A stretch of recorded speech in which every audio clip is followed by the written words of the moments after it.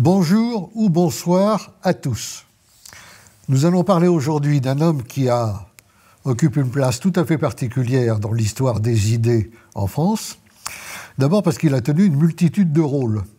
Il a été en effet journaliste, écrivain, polémiste, poète, chef d'une école de pensée, théoricien politique, dirigeant d'un mouvement politique, et il s'agit bien entendu de Charles Maurras.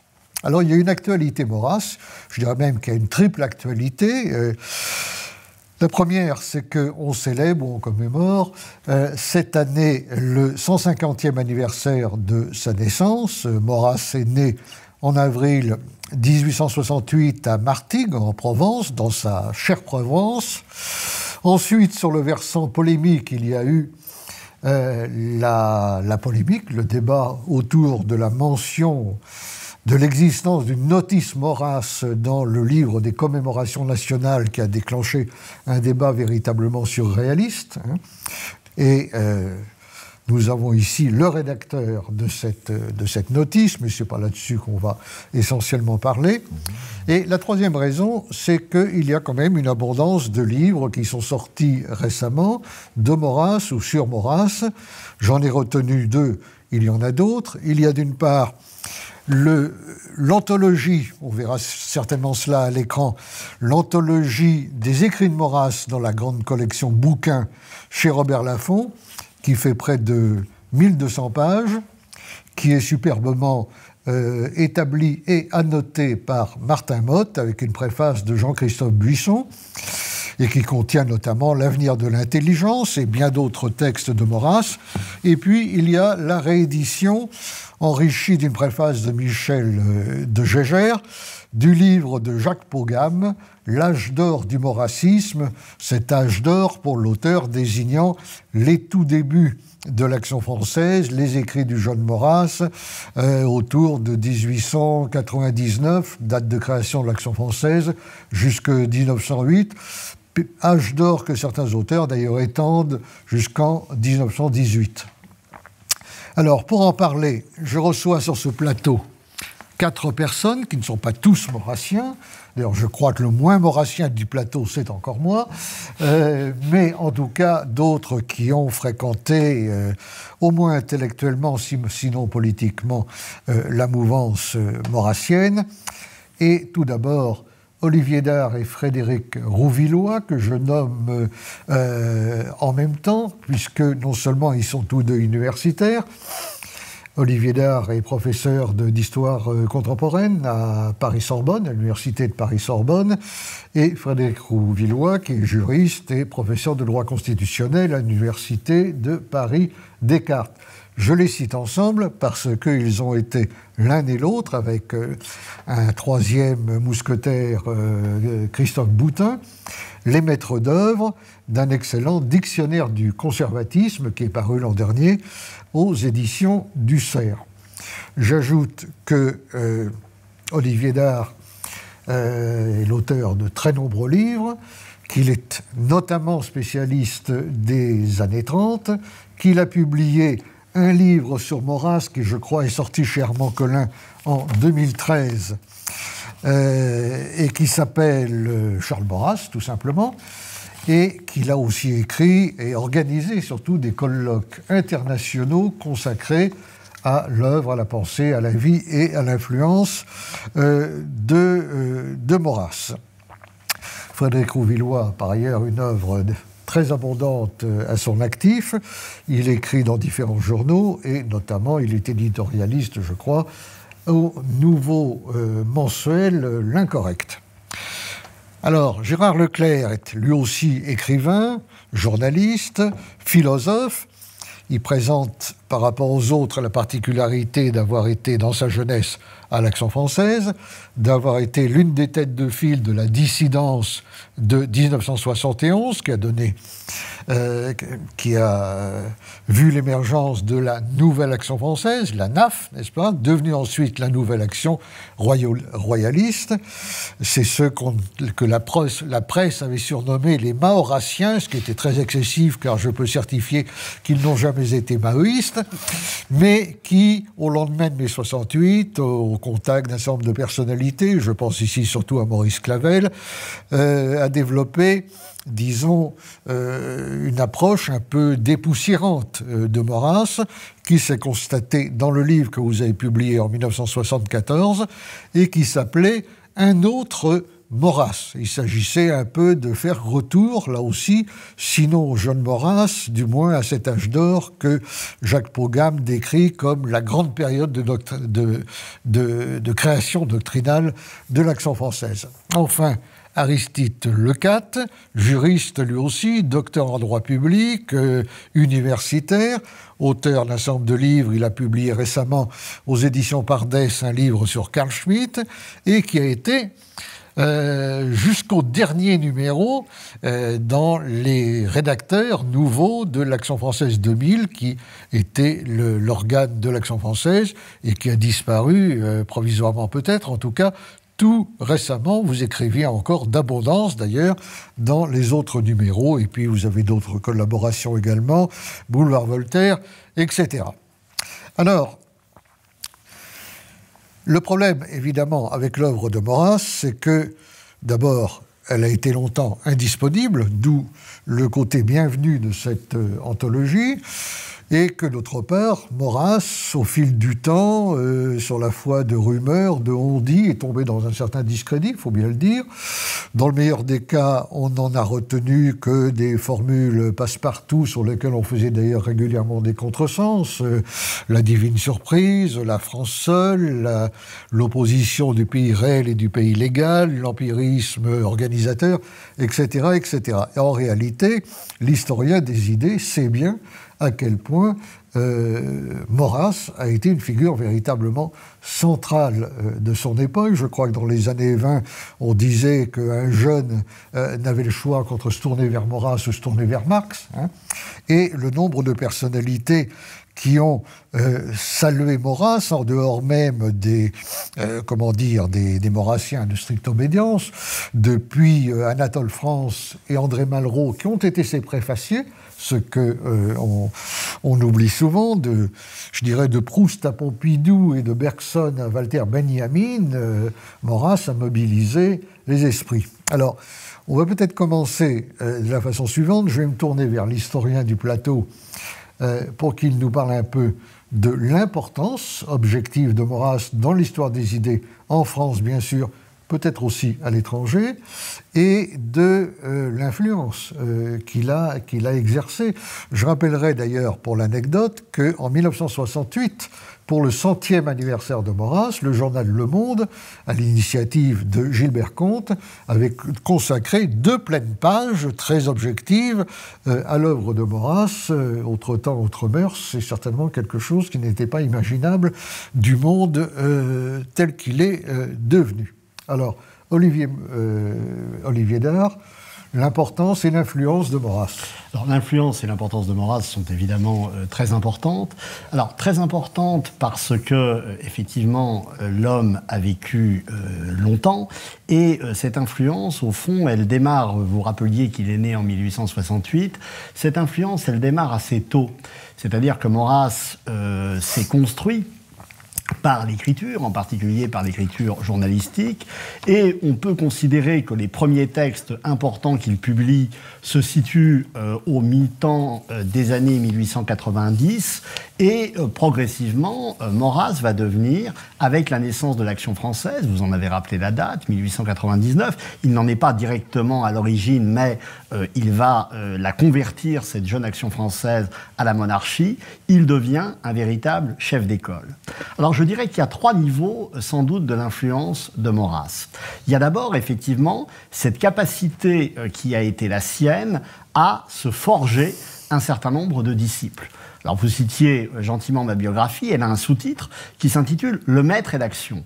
Maurras, comme d'autres, comme Anatole France avant lui, comme Barrès, a été un maître pour toute une série de disciples, et les disciples de Maurras, on les retrouve sur plusieurs générations, et je dirais jusqu'à la fin, jusqu'à la fin, puisque le dernier livre de Maurras s'adresse à un jeune Français à qui il explique, au fond, pourquoi il faut choisir le nationalisme intégral, ce nationalisme intégral qu'il avait théorisé au tournant du XXe siècle. Première étape, donc Maurras et les siens. Mais deuxième chose fondamentale, c'est la capacité qui a été celle de Maurras à polariser le débat public. Et je dirais que ce qui m'intéresse sans doute le plus aujourd'hui, c'est moins, d'un certain point de vue, les Maurassiens eux-mêmes que ses adversaires. C'est-à-dire que adversaires ou admirateurs, vous en citiez un certain nombre, des admirateurs qui ne sont pas nécessairement maurassiens, je pense en particulier au célèbre critique littéraire Albert Thibaudet, et toute l'importance de Maurras, c'est la polarisation qu'il a opérée dans le jeu politico-intellectuel français, alors évidemment avant 1914 déjà, mais ensuite, et jusqu'à son procès et jusqu'à sa mort, car le procès de Maurras peut être au fond considéré, pour une part, comme celui du mauvais maître, celui qui aurait induit en erreur un certain nombre de jeunes disciples et plus largement une partie des Français à l'époque donc du régime de Vichy, de la France seule, etc. Et puis troisième niveau, vous l'indiquiez, c'est l'influence à l'étranger. Je crois qu'on ne peut pas parler de Maurras sans songer à l'importance de cette influence à l'étranger, une influence qui commence avant la Première Guerre mondiale et qui va se poursuivre toute la vie de Maurras et même d'ailleurs au-delà, une influence qui s'exerce en Europe, principalement évidemment dans les pays de langue latine, donc Belgique et Suisse bien sûr, mais également Italie, Espagne, Portugal, sans non plus complètement négliger l'Allemagne ou la Grande-Bretagne. Et l'Amérique latine, j'y arrivais bien entendu, avec des effets de décalage sur lesquels nous pourrons revenir, mais une influence importante de Maurras en Argentine, au Brésil et également, ne l'oublions pas, dans ce qui s'appelait à l'époque le Canada français. Aujourd'hui, on l'assimile au Québec, mais ce n'est pas tout à fait la même chose. Mais Maurras, il y a eu des disciples. Une petite remarque d'ailleurs paradoxale à ce sujet. Il se trouve que j'ai publié il y a quelques années une bibliographie Maurras qui était assez substantielle, plusieurs centaines de pages. Et j'ai constaté en l'établissant que Maurras, dont je connaissais l'influence à l'étranger, a été extrêmement peu traduit. Et reste très peu traduit. Très curieusement, alors de ci, de là, en Italie, en Roumanie, en Espagne, on trouve l'enquête sur la monarchie, mes idées politiques, mais ça n'a pas été bien loin. Et Maurras, qui était, il faut bien le dire, pas très très intéressé par ce qui se passait à l'étranger en général et dans les pays qu'il n'aimait pas en particulier, s'en est peut-être jamais soucié outre mesure, mais il a été peu traduit. Alors il a été peu traduit, mais rappelons tout de même que s'il est peu traduit, il n'est pas le seul à ce moment-là à être peu traduit. Je pense en particulier au début du XXe siècle et au lendemain même de la Première Guerre mondiale, dans la mesure où les élites, et Maurras s'adresse aux élites, les élites lisent le français à l'époque, y compris en Amérique du Sud. Ensuite, les choses vont changer. Mais vous parliez effectivement de l'enquête sur la monarchie. Il faut comprendre, par exemple, que dans un cas comme le cas espagnol, l'enquête sur la monarchie, elle est traduite au tout début des années 30 par la revue Acción Española, par Eugenio Vegas. On ne va pas rentrer dans les détails, mais pourquoi est-ce qu'à ce moment-là, Maurras est traduit ? Parce que les monarchistes espagnols, à l'heure de la République espagnole, veulent utiliser Maurras, mais faire connaître Maurras à un public, à ce moment-là, plus large. Donc il y a effectivement à prendre en compte l'importance de la langue française et les attentes de ceux qui sont à l'étranger, les lecteurs, pour ne pas dire les disciples pour certains de Maurras. Alors, comme en une heure, il est difficile de faire le tour du sujet, on va peu parler de l'Action française proprement dite. Nous l'avons dit l'un et l'autre, elle est créée en 1899, elle publie une petite revue qui va rester célèbre sous la dénomination de la Petite Revue Grise. Et puis en 1908, c'est le quotidien L'Action française qui va exercer une influence considérable, à laquelle Maurras, avec son éditorial quotidien, va accorder une extrême importance.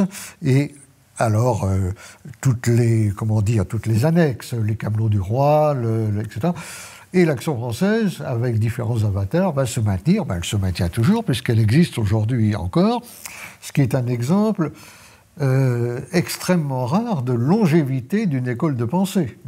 Parce que le sous-titre d'autres livres, Maître de pensée et d'action, objectivement, on a un peu l'impression que Maurras a surtout été un maître de pensée, plus que d'action. Et on sait combien certains dissidents célèbres, à commencer évidemment par le schismatique type Lucien Rebattet, d'Aubras sur l'inaction française, dans le cadre des émeutes de février 1934. Alors, maintenant, il faut évidemment en venir quand même à l'essentiel, c'est l'œuvre de Maurras, les grandes lignes de son œuvre, et vous avez tous les quatre quelque chose à dire là-dessus.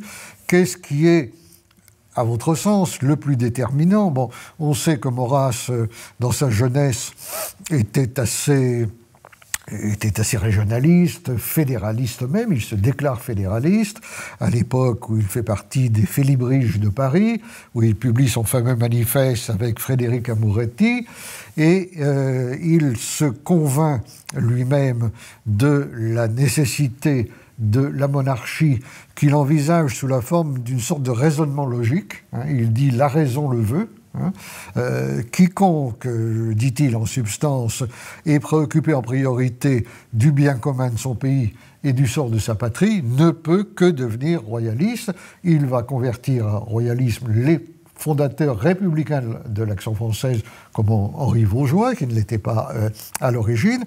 Ça se passe en 1896, au retour, si j'ai bonne mémoire, de son voyage à Athènes, où il avait été envoyé en reportage pour couvrir les premiers Jeux olympiques de Pierre de Coubertin. Et ça se passe donc 2 ans avant qu'éclate l'affaire Dreyfus en 1898. Alors, les grandes lignes de sa pensée, Frédéric Rouvillois, et puis vous prendrez bien sûr les uns et les autres la parole. Alors, cher Alain, comme vous le disiez à l'instant, il y a tellement de choses à dire qu'on est un petit peu écrasé par les perspectives et par les voies ouvertes, notamment par Olivier. Mais la voie, enfin la question de la polarisation est extrêmement intéressante et elle répond un petit peu à votre question. Effectivement, il polarise autour de lui, au fond, des amis, des proches, des disciples, et au fond, au point que on a le sentiment qu'au XXe siècle, la droite, finalement, à part quelques exemples auquel vous avez été très directement mêlé, mais la droite, c'est au fond assez largement le maurassisme au sens large. Et par exemple, on en parlera tout à l'heure peut-être, mais une des questions très intéressantes sur ce point, c'est la question du rapport entre gaullisme et maurassisme, par exemple. Ouais. Dans quelle mesure, effectivement, le gaullisme n'est-il pas, à beaucoup d'égards, une sorte d'avatar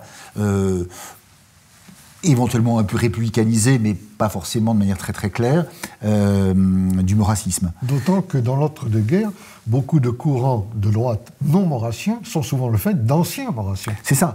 Ces fameux dissidents de l'Action française, dont Paul Serran, effectivement, a retracé l'histoire. Donc, voilà. Polarisation autour de Maurras et polarisation également contre Maurras. C'est-à-dire que c'est l'autre élément tout à fait saisissant, c'est que Maurras, depuis le tout début, en fait, depuis l'extrême fin du XIXe siècle et le début du XXe siècle, Maurras, c'est la tête de Turc de la gauche. C'est la tête de Turc de la gauche parce que la gauche, effectivement, a le sentiment que il réussit à donner à la pensée réactionnaire ou à la pensée conservatrice ou à la pensée contre-révolutionnaire une vraie densité intellectuelle, une vraie ossature. Et justement, ce que vous évoquiez à l'instant, le recours à la raison, l'importance capitale de la raison et de la construction rationnelle dans la pensée maurassienne, c'est quelque chose qui fait que on n'est plus face à quelqu'un comme, je sais pas, comme une sorte de prophète fuligineux comme Joseph de Maistre ou un contre-révolutionnaire un peu coincé comme Louis Veuillot. On est face à quelqu'un qui véritablement construit une pensée systématique et une pensée qui apparaît comme une réponse, peut-être pour la première fois depuis très longtemps, une réponse effectivement à la pensée de gauche. Donc, polarisation autour de lui de la droite et polarisation contre lui. Et le mot maurassien va devenir très rapidement, dans le langage, dans la rhétorique et dans le vocabulaire de la gauche et des médias de gauche, jusqu'à aujourd'hui. Parce que les choses n'ont pas changé, d'ailleurs, c'est une chose qui est tout à fait saisissante, va devenir effectivement une sorte de résumé de ce qu'il ne faut pas être. Alors, pendant quelques années ou quelques décennies, effectivement, on a pu utiliser le vocable fasciste à titre de remplacement, mais bon, on voit bien que ça fonctionne plus et que c'est... Et donc, le mot maurassien finit par revenir de nos jours, et par redevenir ce qu'il a pu être effectivement dans la rhétorique de la gauche, on le voit très bien, la polarisation l'incarnation du mal, oui. Finalement. Alors on le voit très bien sur tous ceux qui ont spéculé sur la revanche de Maurras ou le retour de Maurras à propos de Patrick Buisson, de Sarkozy, ce qui était tout à fait grotesque, n'est-ce pas? D'ailleurs, je crois qu'à titre personnel, Patrick Buisson était beaucoup plus influencé par Barrès que par Maurras. Il faut dire que cette gauche est très inculte. Donc, en dehors de Maurras, elle ne serait pas très bien que citée. Donc, c'est une espèce de diable qu'on agite comme cela. Alors, vous avez raison de souligner ce qu'il y a de novateur chez Maurras, c'est-à-dire sa volonté, à la fin du XIXe siècle, de créer une jeune droite, en quelque sorte, avant bien d'autres jeunes ou nouvelles droites, y compris dans son royalisme, qui n'est ni une sorte de vieux légitimisme nostalgique, ni la doctrine contre-révolutionnaire de Maistre ou Bonald, dont il n'endosse pas le caractère théocratique, finalement. Il faudrait parler aussi, éventuellement, de l'influence d'Auguste Comte sur lui. Donc, il y a recréation d'une doctrine.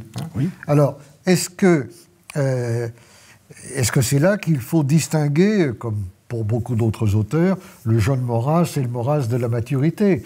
Le jeune Maurras de la fin du XIXe siècle écrit notamment sur le socialisme, sur la question ouvrière, avant même l'émergence du cercle Proudhon, des choses qu'évidemment il ne va plus dire après, d'où la thèse de nombreux auteurs, c'est d'ailleurs celle de Pogam, selon laquelle, s'étant rallié à l'Union sacrée pendant la Première Guerre mondiale, et compte tenu de l'émergence du communisme soviétique qui va susciter un puissant anticommunisme à droite, il devient un peu prisonnier d'un public plus conservateur ou plus réactionnaire. Il en devient en quelque sorte l'otage. Alors, jusqu'où peut-on pousser la métaphore? Bon, c'est un sujet de débat, mais il semble bien qu'il y ait quand même un contraste entre les deux Maurras, et c'est peut-être ce jeune Maurras qui vous avait séduit lorsque vous avez, Gérard Leclerc, écrit cet autre Maurras. Tout à fait. Il y a un mythe aussi, il faut dire, de ce jeune Maurras que j'ai fait revivre joyeusement. J'ai fabriqué un Maurras, comment dirais-je, quasiment 68 arts. Bon, c'était de ma part de la provocation, il faut bien le dire, mais il y a quelque chose de vrai. C'est que cette première action française, elle défend la classe ouvrière. Ouais. Maurras parle de l'honneur syndical et ouvrier. Sorel s'intéresse prodigieusement à Maurras à cette époque, et il y a tout un climat aussi, du côté syndical et socialiste.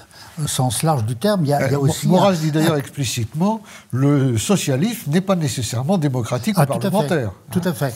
Donc, mais ce qui aide Maurras, si vous voulez, à développer cette veine, c'est aussi le climat du syndicalisme de l'époque. Dont le nom de Sorel, évidemment, est très symbolique.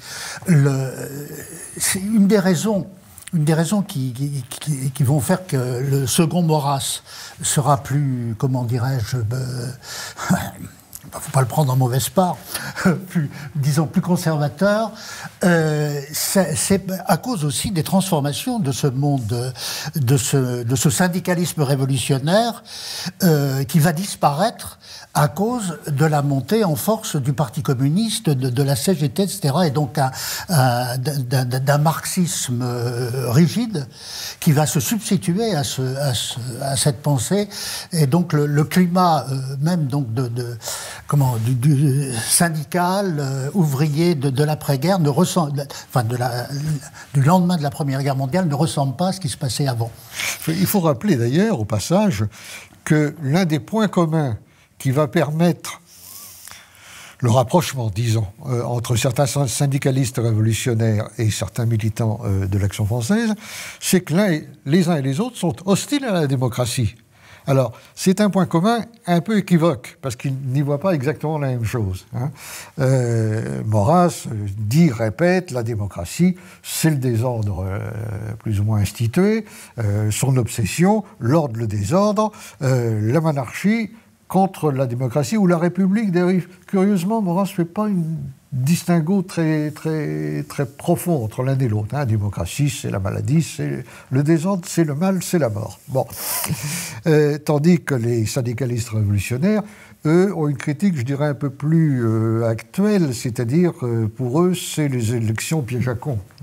C'est la démocratie, le suffrage universel, c'est une illusion qui va permettre de désarmer les ardeurs révolutionnaires des travailleurs, les dissuader de se lancer dans la grève générale, etc. Oui, je suis d'accord. Alors, il y a aussi une autre différence quand même entre Sorel et Maurras et qui se manifeste, je dirais, dialectiquement à l'époque, c'est que quand même Sorel, c'est les réflexions sur la violence.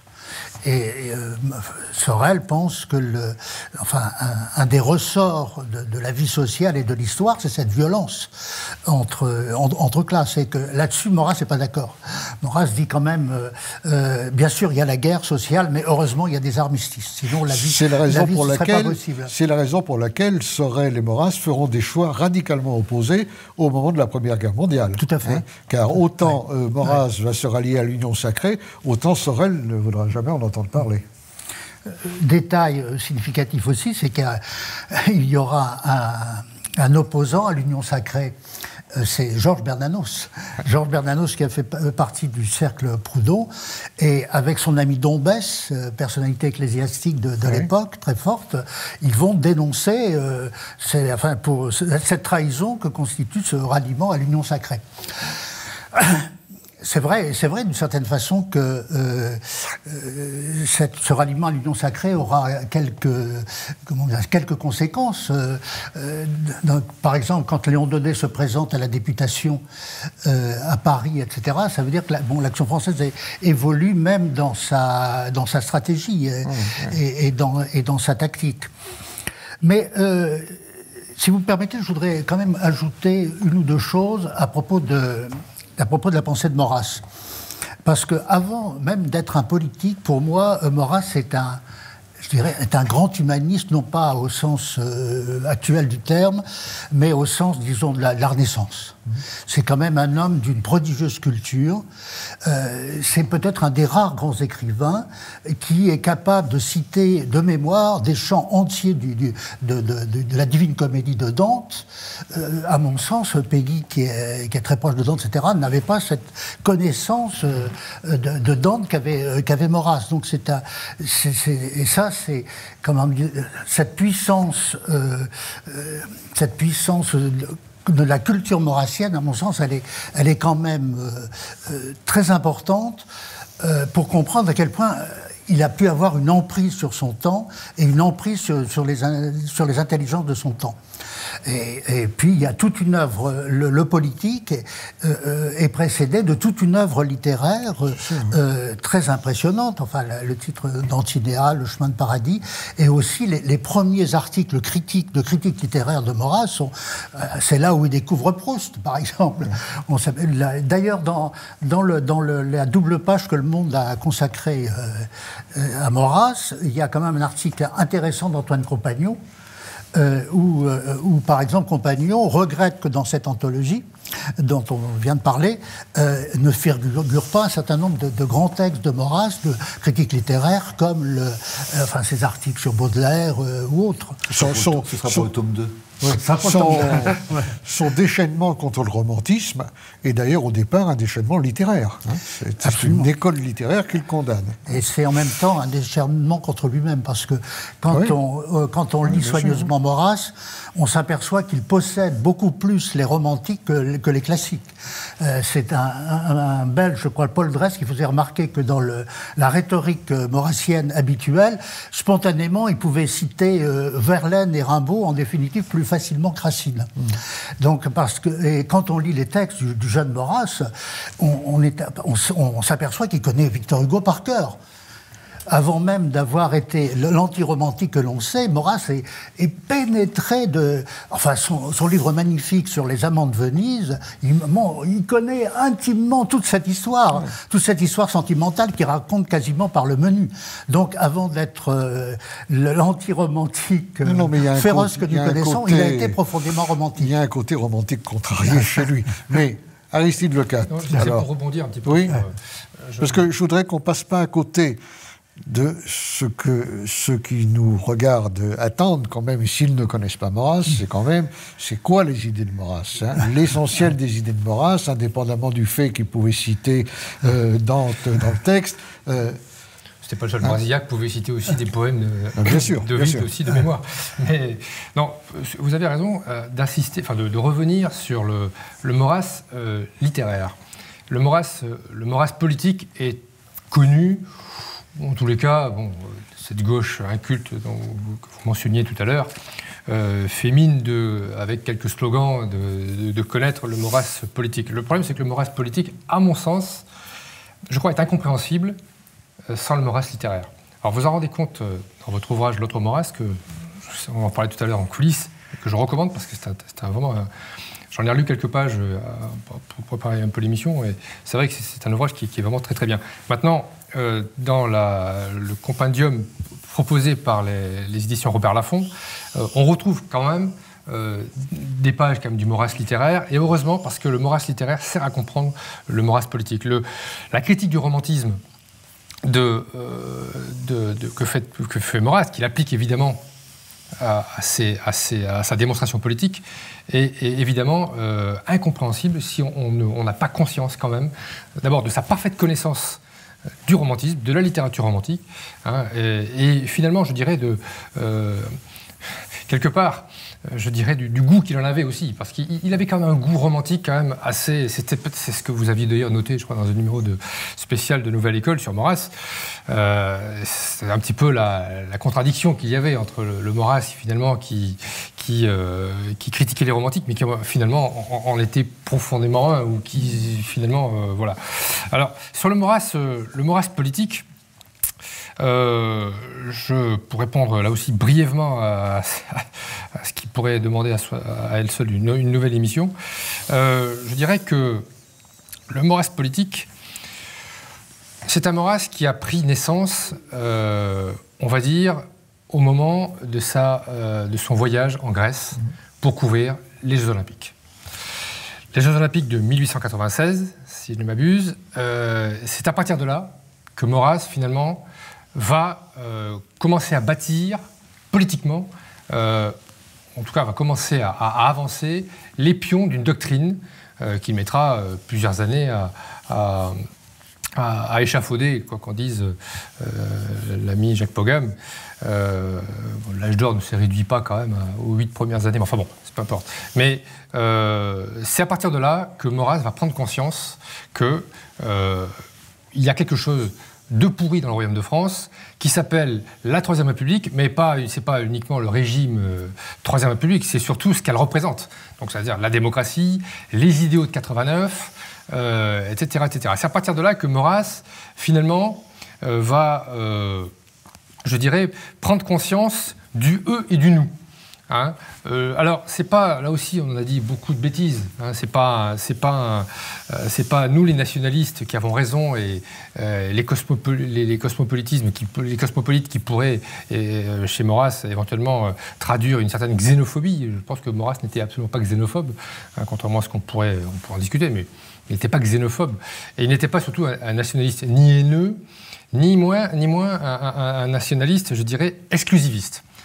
C'était un nationalisme qui était précisément nourri de son contact avec la Grèce, de son amour de la Grèce.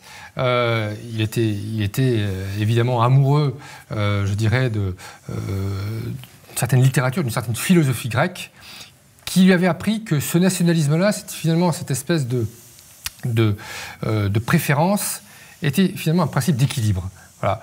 Maurras était contre la démesure et il avait puisé chez les Grecs précisément cet enseignement. Et ce qu'il voyait justement aux Jeux Olympiques d'Athènes en 1896, c'est précisément ce déchaînement des passions nationales qui d'ailleurs l'avait effrayé. Il disait, mais d'ailleurs, ici d'ailleurs, je crois dans les lettres aux Jeux Olympiques, ou au Sulcine de Flore, je crois, il dit, avant nous avions les ambassadeurs qui faisaient les intermédiaires entre les peuples et les chefs d'État. Et aujourd'hui, finalement, avec les progrès techniques, les peuples vont se parler directement et au point presque de s'agresser. Et c'est très intéressant cette approche-là, parce que finalement, Maurras, qu'est-ce qu'il voit ? Il voit la démesure démocratique et ce qu'elle peut engendrer. Voilà. Bon, je ne veux pas trop monopoliser le débat. Oui, évidemment, c'est toujours les mêmes questions. On peut se demander si la démocratie se ramène à ce qu'en dit Maurras. Moi, je ne le pense pas, mais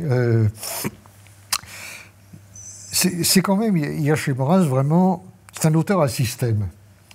Il n'a pas tort de dire que si on admet telle et telle étape, on est conduit nécessairement là où il veut conduire ceux à qui il s'adresse. Mais évidemment, si on ne rentre pas dans le système, ça reste très abstrait, très artificiel. Que ce soit sur la monarchie, que ce soit sur sa méthode empirique, que ce soit sur la démocratie. Alors vous avez raison de dire que ce n'est pas quelqu'un qui est un homme de haine. Il ne l'est absolument pas. Xénophobe, il faut bien dire qu'à l'époque tout le monde l'est un peu. En tout cas, il n'est pas raciste. Non. Ça, c'est absolument certain. Sa critique de l'Allemagne, d'ailleurs, c'est la critique du pays de la démesure, wagnérienne, etc. Bon, et tous les stéréotypes qu'on voyait se développer pendant la guerre de 14, tout particulièrement. Donc, mais en même temps, comment dire, c'est quand même tout l'un ou tout l'autre. C'est-à-dire que la monarchie, c'est le bien, c'est l'ordre. La démocratie, c'est le mal, c'est le désordre. Dans la vie réelle, c'est peut-être un peu plus compliqué que ça. Oui, mais voilà, je crois que s'il y a vraiment un mot qui doit peut-être résumer le thème Maurras aujourd'hui, c'est le terme de complexité. Mais au sens véritablement où la pensée de Maurras est une pensée dense, une pensée complexe. Je pense qu'il faut éviter tous les raccourcis définitifs. Maurras était contre la démocratie en tant que régime politique. Néanmoins, et c'est très important là aussi, et il faut revenir à ses écrits sur la décentralisation, sur le fédéralisme, Maurras était épris de liberté réelle, de liberté concrète. Et il considérait précisément que, la fameuse formule, l'autorité en haut, les libertés en bas, précisément que les libertés en bas étaient d'essence, de pure essence démocratique. Mais que l'autorité en haut ne pouvait pas être tirée à hu et à dia, d'accord, par les aléas, les incertitudes, le caractère indécisionnel du parlementarisme, c'est ce qu'il a critiqué vertement. Et la phrase célèbre, l'anarchie plus simple. Ça, c'était Bernanos. Bon. Mais c'est vrai. Mais c'est encore autre chose. Non. C'est très vrai. Bon, alors... Oui, mais moi, je voudrais juste rajouter peut-être quand même quelque chose, parce que, bon... Tout à l'heure, Aristide Lecade disait effectivement la construction doctrinale s'opère effectivement dans la deuxième moitié des années 1890, certes, mais n'oublions pas quand même que effectivement à l'origine, Maurras est quelqu'un qui se cherche entre la littérature, la philosophie, etc. Mais sa correspondance avec l'abbé Penon nous montre très bien que s'il n'a pas à 18 ou 19 ans j'allais dire, une doctrine politique fixe, il a un certain nombre d'attitudes politiques très précises. Il a une certaine sympathie pour le boulangisme, il vote Naquet, il est un grand lecteur de la France juive de Drummond, etc., etc. On est en présence de quelqu'un qui s'inscrit dans le nationalisme naissant. Et je dirais que à la fois toute la force de Maurras et tout ce qui en fait sans doute la singularité, par rapport justement à l'héritage monarchiste dont on parlait tout à l'heure, c'est que nous avons d'un côté quelqu'un qui va reprendre à son compte un certain nombre d'auteurs contre-révolutionnaires. C'est un monarchiste, mais c'est un héritier. Ce n'est nullement infidèle, c'est-à-dire c'est quelqu'un qui choisit et qui va ensuite accommoder ça à la sauce, j'allais dire, nationaliste et devenir effectivement l'incarnation de ce qu'il va appeler le nationalisme intégral. Et Maurras, de ce point de vue, comme Barrès d'ailleurs, est, me semble-t-il, d'abord un grand auteur nationaliste, au sens effectivement où il l'entend, avec, cela étant, la désignation d'un certain nombre de figures de l'ennemi. Maurras est un polémiste, oui, non, mais il faut quand même dire les choses. Hein. Maurras est un polémiste, Maurras est quelqu'un qui, vous le disiez, cherche à revenir, mais Maurras revient toujours aux origines, à chaque fois. Hein. Et il ne redécouvre pas d'ailleurs, il refait le même chemin, y compris à son procès, pendant 160 pages, il revient sur ce qu'il a été, il explique comment il avait raison, selon lui, au début, et comment, parce qu'il avait raison au début, il a raison à la fin. Mais c'est en même temps quelqu'un qui construit effectivement son discours sur un certain nombre d'ennemis, les célèbres 4 États confédérés, francs-maçons, juifs, métèques, etc. Bon, et là, cette idée des 4 États confédérés, elle est, dans son esprit, assimilée à la République. Et je crois que dans le débat démocratie-république, ce que vise d'abord Maurras, c'est la République. C'est un anti-républicain, plus encore qu'un anti-démocrate, même si, dans son esprit, effectivement, la République, c'est effectivement cette démocratie libérale, c'est cette démocratie bourgeoise, mais de ce rejet, au fond, de la démocratie parlementaire, avec sans doute chez Maurras peut-être aussi un rapport en quelque sorte esthétique à ce que représente au fond ce système chez lui, il y a une constante qui effectivement est au départ une attitude, c'est un rejet qui va progressivement effectivement trouver ses marques et se constituer en doctrine et trouver effectivement un certain nombre de disciples tout en insistant sur un certain nombre de critiques du régime, ce qui fait, je finis juste, qu'un certain nombre de lecteurs de Maurras, sans être maurassiens, vont pouvoir partager un certain nombre de critiques qu'il adressait au régime parlementaire de la Troisième République. Alors, ce qui est assez intéressant, qu'il faut peut-être souligner, c'est que, théoricien de ce qu'il appelle lui-même le nationalisme intégral, il ne fait pas de ce nationalisme intégral un principe universel. Non. Alors qu'il y a beaucoup de propos chez Maurras qui manifestent un souci humaniste de l'humain, rien de ce qui est humain mais étranger, je suis romain, je suis humain, l'universalité, etc.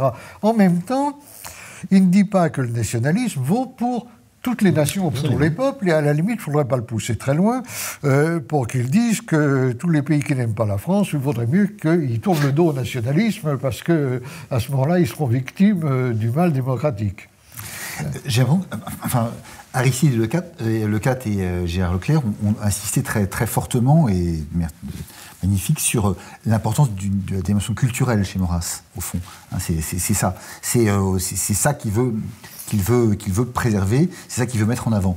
Et cette dimension culturelle, elle est, à mon sens, omniprésente dans ce que moi je verrais plutôt comme le point de départ de Maurras, justement sur cette question des petites patries, des petites républiques, c'est cette fameuse déclaration des faits libres fédéralistes c'est le point de départ politique, dont on va parler, de 1892, qui me paraît presque plus fondamental que le ressort nationaliste.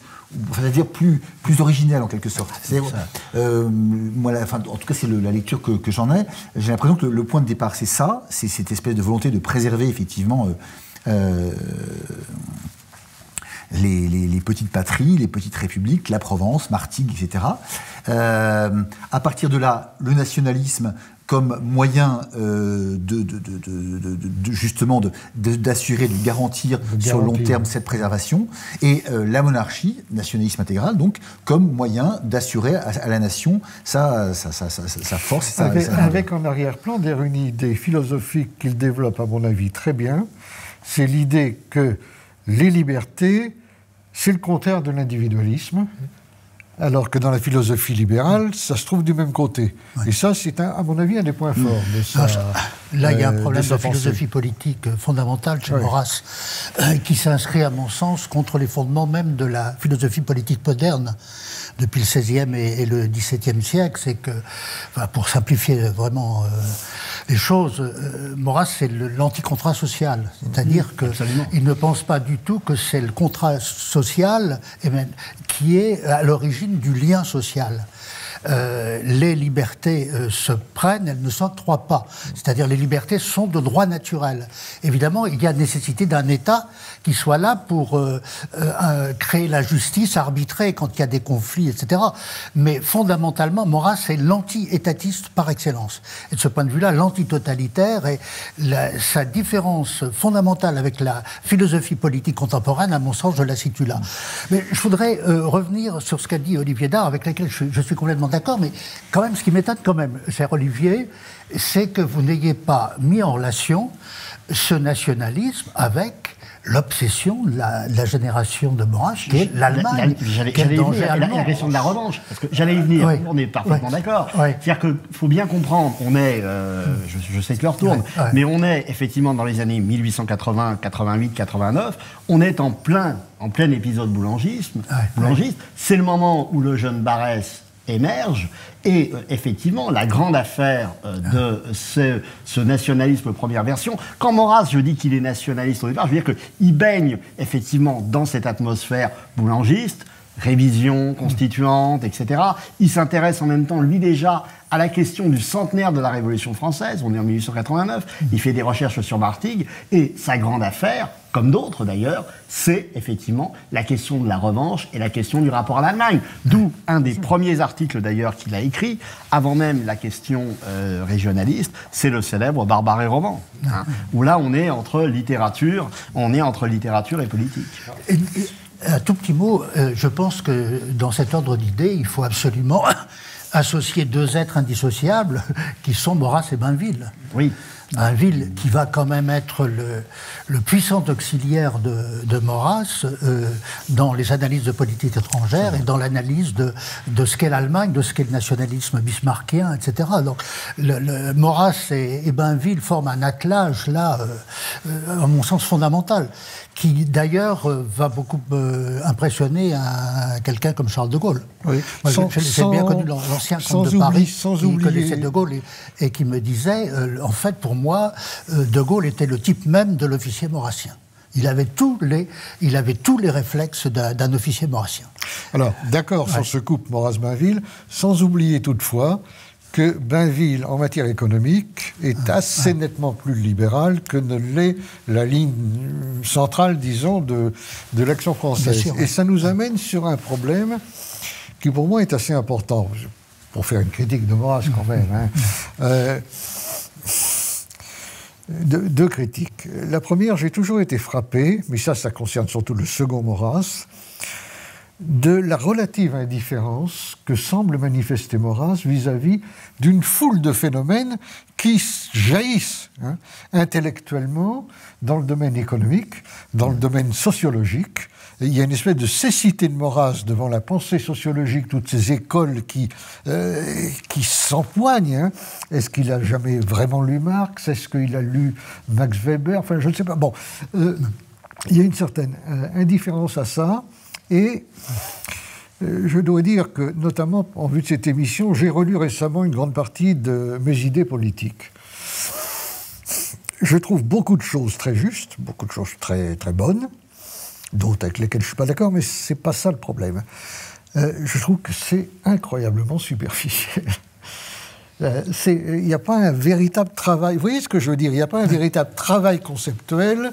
Il fait des remarques dont certaines sont, comme on dit, frappées au coin du bon sens, mais il n'y a pas vraiment un travail intellectuel. Peut-être parce que c'est essentiellement un littéraire. Moi, j'aime beaucoup la littérature, mais c'est merveilleusement écrit. Ses travaux littéraires, ses poèmes, etc. sont admirables. Mais quand il théorise, il a plus le ton d'un écrivain que celui d'un vrai théoricien politique, si vous voyez ce que je veux dire. Hein? Je pense que sur Mes idées politiques, il faut quand même se souvenir que c'est un ouvrage qui est intervenu, la première édition, je crois que c'est 1937. Oui, chez Fayard. Oui. Mais Mes idées politiques n'est qu'une mise en forme de réflexion déjà entamée bien avant. Bien sûr. Premièrement. Et deuxièmement, vous me permettrez d'être un petit peu en désaccord. Non, mais je pense que... Pas hésiter à le dire. Je pense que quand vous lisez quand même sa politique naturelle, qui pour moi était quand même un traité d'anthropologie politique, et franchement, alors, on peut ne pas être d'accord forcément avec les postulats, mais tout de même, Maurras, enfin, je pense qu'il n'y a pas eu de pages aujourd'hui égalées qui ont été écrites sur le fait que finalement l'homme, et c'est ce qui est d'abord dépendant, d'accord, de la société. Il est le fruit. Il est à la fois, je dirais, tout le monde connaît l'histoire du petit poussin qui sort de sa coquille. Non, mais c'est pas que ça. Il n'y a pas que ça. Je veux dire, c'est quand même cette politique naturelle, si vous voulez, elle n'est pas arrivée comme ça ex nihilo. C'est quelque chose qu'il a écrit précisément parce qu'il avait ces références attiques en tête, entre autres, et que c'est ce que je disais tout à l'heure, c'est que Maurras c'est vraiment l'homme de l'anti-démesure. Il est contre l'hubris, quelle qu'elle soit, et la politique naturelle est vraiment au fondement même, je dirais, pour reprendre un de vos termes, de l'anthropolitique maurassienne. En tout cas, il faut le lire. Mais si je puis me permettre encore sur ce texte-là, c'est mes idées politiques, c'est un coup de journaliste, enfin c'est un coup d'éditeur en fait. Hein. C'est une anthologie qui a été établie par quelqu'un d'autre que Maurras. Absolument. Et le seul texte qui soit effectivement de lui en 1937, c'est cette fameuse politique naturelle qui effectivement est une espèce de tentative de synthèse de sa philosophie. Le reste, effectivement, vous avez raison, c'est superficiel, mais c'est superficiel comme un article de journaliste aujourd'hui, hein, parce que c'est l'objectif de Fayard qui veut faire un gros tirage, qui réussira d'ailleurs à le faire. Voilà.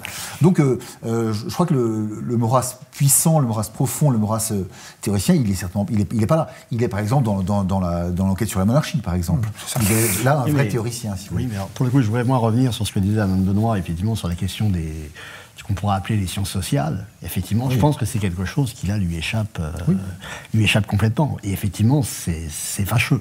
C'est fâcheux, mais ça remonte à loin.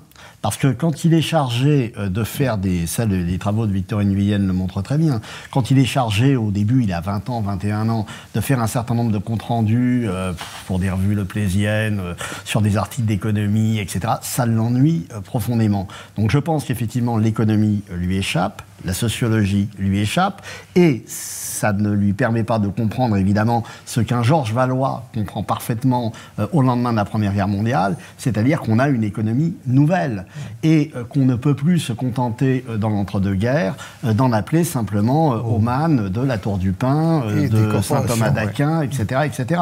Qu'il faut peut-être passer à autre chose à l'heure du taylorisme, du capitalisme mondialisé, etc. Absolument. Alors, il nous reste malheureusement peu de temps. Je voudrais vous poser aux uns et aux autres deux questions. L'une est banale, mais il y en a une autre qui n'appelle, je pense, qu'une réponse relativement simple, que je vous pose parce que moi, je me la pose. Et c'est celle-ci. Est-ce que, pour Maurras, pour les idées de Maurras, le fait de s'être appuyé sa vie durant sur un mouvement politique dont son nom est devenu plus ou moins indissociable, est-ce que ça lui a profité parce que ça lui faisait un public permanent, n'est-ce pas? Ou est-ce que ça l'a desservi? Est-ce qu'il n'aurait pas été apprécié de manière plus personnelle et peut-être avec un public au contraire plus vaste si adhérer aux idées de Maurras, ce n'était pas implicitement, quelque part, adhérer à à l'Action française. Il y a eu un très grand nombre de dissidents. Ça, c'est une histoire récurrente à l'Action française, vous le savez mieux que personne. Il y a toujours eu des dissidents, depuis Georges Valois et Louis Dimier jusqu'à Jean de Fabrègue, Maritain, Bernanos, Thierry Monnier, Baudelomini, etc. etc. Est-ce que ces dissidences ne sont pas le fait de gens qui en sont venus à s'opposer à Maurras simplement parce qu'ils n'étaient plus d'accord avec l'Action française? Vous voyez ce que je veux dire? Je crois pas. Je veux dire, ça a été une bonne chose pour Maurras d'être en même temps le chef de l'Action française ou pas? Rapidement, parce que... Écoutez, rapidement, je pense que ça... c'est indissociable de sa pensée, donc on peut difficilement imaginer qu'il en fût autrement, comme pour Marx, si vous voulez. Il y a un rapport entre les deux. Je sais bien, mais vous savez que James McCierney, qui a écrit un livre sur Maurras et son temps, je crois en 1977, disait « Il n'y a jamais eu qu'un seul Maurrassien ». C'est Maurras lui-même, ce qui fait penser à ce que disait Marx, qui disait, moi en tout cas, ce que je sais, c'est que je ne suis pas marxiste. Oui. Mais bon, voilà, est-ce qu'on peut concevoir Olivier? Marx sans... Oui, moi je pense que, si vous voulez, c'est difficilement dissociable, d'autant que Maurras doit être compris comme un acteur collectif. C'est ce qu'il a cherché. Et je ne pense pas qu'on puisse dissocier les uns les autres. Maintenant, ce qui est tout à fait intéressant dans les dissidences de l'Action française, c'est que la rupture ne se fait pas véritablement avec l'Action française, qui, à la différence, par exemple, du Parti communiste, n'a aucune culture d'appareil. La dissidence se fait toujours avec le maître. Et c'est un rapport très personnel qu'ont les uns et les autres. Et je dirais que le plus intéressant chez un certain nombre de dissidents, vous citiez Lucien Robatet, c'est qu'ils ne se sont manifestement jamais remis de leur rupture avec Maurras, Bernanos. Aristide Lecade, rapidement là-dessus. Oui, je pense qu'il ne faut pas dissocier le maître et l'action française. C'est pas possible. Alors, c'est la thèse de Pogam, d'ailleurs, qui dit qu'effectivement, Maurras est finalement abîmé dans l'action française. Mais je pense que, et je vous rejoins tout à fait, c'est vrai que les dissidents, ce qui est frappant, c'est par rapport au maître. Alors, pour moult raisons d'ailleurs, mais c'est plus à l'inaction du maître, finalement, qui s'est comporté plus comme un théoricien que comme un chef politique. C'est aussi votre avis, Gérard Leclerc? Oui, en fait, Maurras a fait un énorme sacrifice de lui-même en s'investissant complètement à l'Action française. Il a sacrifié probablement une vie littéraire, il a sacrifié de superbes livres qu'il aurait écrits, mais c'est sa vocation. Maurras s'est complètement investi dans l'Action française, et en dépit de ça, je dirais que Maurras ne se réduit pas à l'Action française, parce que ça reste un grand écrivain, et ça reste, ce sera mon dernier mot, un écrivain particulièrement mystérieux. On croit tout connaître de Maurras, or, comme disait la comtesse de Noailles, personne ne porte un plus lourd secret que cet homme. Il est certain qu'il y a chez Maurras, moi personnellement c'est l'image que j'en ai, plus que le théoricien, l'écrivain, etc., il y a une personnalité, un personnage que je trouve infiniment attachant et, est-il besoin de le dire, respectable. Et je voudrais dire juste un petit mot, quand même. On n'a pas parlé de la surdité de Maurras, ce qui, dans notre affaire et dans son rapport au collectif, est quand même quelque chose de tout à fait intéressant. Son rapport à Dieu. Oui, mais en l'occurrence, dans la communication avec les autres... Il y a plein de facettes. Je voulais, dans les 2 ou 3 minutes qui nous restent, c'est évidemment trop court, il faut condenser au maximum. La question qu'on se pose inévitablement, bien sûr, qu'est-ce qui reste aujourd'hui, en dehors de l'intérêt intrinsèque des idées, de plus actuel, plus utilisable, si je peux employer ce terme horrible, dans la pensée de Maurras, et qu'est-ce qu'on peut laisser de côté, qu'est-ce qu'il faut peut-être laisser de côté, voire qu'est-ce qu'il faut oublier. Il y a aussi la vieille question, est-ce que Maurras n'aurait pas mieux fait de s'arrêter à publier après 1942, par exemple? Enfin bon, c'est autre chose. Je pense que... Oui. Non, comme ça, après, je ne parlerai plus, c'est promis. Alors non, ce qui est peut-être plus actuel, c'est peut-être quelques pages qu'il faut retenir de Qui l'étranger. Sur la politique étrangère, vous parliez tout à l'heure du général de Gaulle. C'est vrai que là-dessus, je pense que certains de nos dirigeants français seraient bien inspirés. Pompidou l'avait fait devant l'école libre des sciences politiques, je crois en 1972. Et je crois que c'est ce qui reste actuel. C'est sans doute la réponse que ferait notre ami Martin Motte. Gérard Leclerc? Moi, ce qu'il faudrait oublier, peut-être, c'est les passions. mais on ne peut pas retirer Maurras et Passion. Si vous voulez, c'est quand même... Maurras a été dans des guerres civiles alors qu'il n'aimait pas la guerre civile. Et il est parti quand même de cette guerre civile qui était l'affaire Dreyfus. Et cela, à mon sens, a un peu marqué fâcheusement sa personne, sa pensée, etc. Est-ce qu'il est possible de penser Maurras indépendamment de cette guerre civile perpétuelle en France dont il a voulu nous libérer, mais sans le pouvoir, malheureusement? C'est aussi un homme, d'ailleurs, qui a cristallisé tous les paradoxes, on l'a souvent dit, mais refondateur de l'idée royaliste, finalement, il est plus ou moins désavoué par son prince, grand défenseur de l'Église catholique, il est condamné par le Vatican en 26, interdiction levée 13 ans plus tard, mais pendant 13 ans, ça lui a fait le plus grand mal. Adversaire éperdu de l'Allemagne, condamné à la libération pour intelligence avec l'Allemagne. Donc on a toutes ces choses extraordinaires. Mais sur la question, qu'est-ce qu'il vaut mieux laisser de côté? Qu'est-ce qu'il faut retenir? Écoutez, ce qu'il faut retenir, c'est peut-être ce qu'évoque Olivier dans le dictionnaire du conservatisme, l'image d'un conservateur intégral. Et à ce titre-là, peut-être retenir et relire la merveilleuse lettre qui s'intitule L'Arche Nouvelle, qu'il écrit à Pierre Boutan tout à la fin de sa vie, et qui, au fond, dresse un programme minimum, on va dire, de résistance à la barbarie. Lettre qu'on retrouvera d'ailleurs dans ce volume. Olivier Laure. Oui, je rejoindrai un peu pour ce qu'il faut laisser les passions dont parlait Gérard Leclerc, avec cette idée qu'effectivement, au-delà de il y a bien sûr toute la question antisémite, mais il y a aussi à avoir à l'esprit que Maurras est quelqu'un qui a écrit des dizaines de milliers d'articles, donc sur un certain nombre de domaines. Aujourd'hui, il est évidemment illisible, au sens où ça ne correspond plus du tout aux enjeux qui sont les nôtres. Alors, des choses, effectivement, peut-être, dans les débats sur les questions de décentralisation, de fédéralisme, je pense qu'il y a un certain nombre de choses peut-être à retenir, et notamment dans son débat avec Paul Boncourt du début du XXe siècle. Oui, bon, certainement beaucoup de choses sont à dire et ont été dites. Hein. Je parlais de la bibliographie, on arrive à 400 livres sur Maurras, publiés dans le monde à peu près, ce qui est quand même très, très considérable. Ce qui me frappe dans la réponse que vous avez faite à la dernière question, c'est qu'aucun d'entre vous a dit dans ce qui reste, il reste le royalisme. Ça, c'est vraiment très frappant.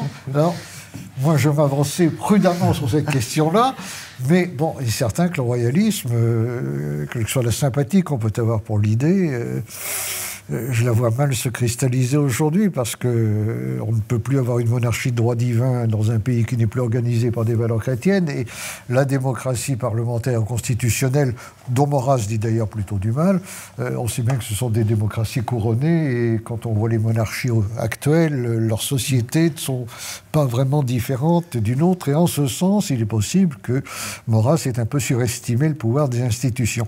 Il reste... Oui. Cher Alain Benoît, il y a un paradoxe énorme. Oui. C'est que la France est quand même le seul pays vraiment monarchique en Europe. Beaucoup plus monarchiste que les monarchies constitutionnelles à cause de la constitution de la Ve République. Absolument. Et quand on lit les mémoires du général de Gaulle, qu'est-ce qu'il a voulu? De Gaulle, il a remédié, comment dirais-je, à une absence fondamentale. Cette absence fondamentale née de la Révolution de 89. De Gaulle le dit en toutes lettres. Et donc, ce qu'il a voulu faire, était exactement dans l'intention de Maurras, c'est-à-dire rétablir une monarchie. Et la posture jupitérienne de notre président de la République. Non, mais c'est vrai. Souvenez-vous de l'entretien qu'il avait accordé au 1. Tout cela très longtemps. Merci à tous les quatre, et j'espère qu'il y aura bien d'autres débats sur Maurras. En tout cas, dans l'immédiat, lisez-le. À bientôt.